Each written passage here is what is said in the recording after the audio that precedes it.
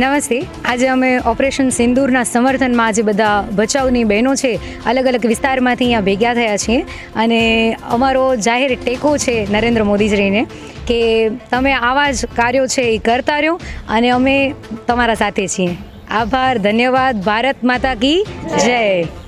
ખાસ તો હું આજના વિશ્વ પરિવાર દિવસે અને આપણી સનાતન સંસ્કૃતિ જે વસુધૈવ કુટુંબકમના જે સંદેશ છે એને અનુસરે છે, તો આજના દિવસે જે મહિલાઓ એકત્રિત થઈ છે એ મહિલાઓ માટે ખાસ હું એક વાત કહેવા માગું છું કે જે મહિલાઓના સિંદૂર જે નાપાક હરકત કરીને ઉજાડવામાં આવ્યા હતા એનો બદલો ભારતીય સેનાએ અને ભારત સરકારની જે અડગ નિર્ણય શક્તિ હતી એનું પરિણામ આજે આપણે બધાએ જોયું જ છે.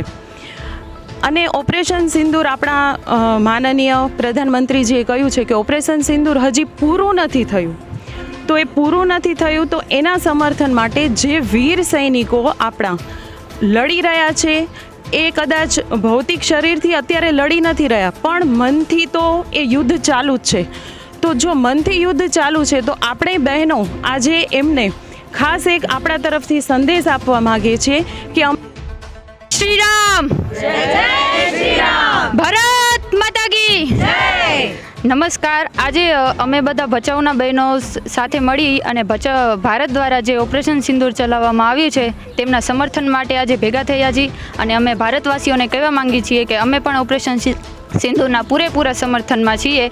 તો અને જે બહેનો સાથે અન્યાય થયો હતો એમને આજે ન્યાય થયો છે એટલા માટે અમે સમર્થનમાં છીએ. ભારત માતા કી જય.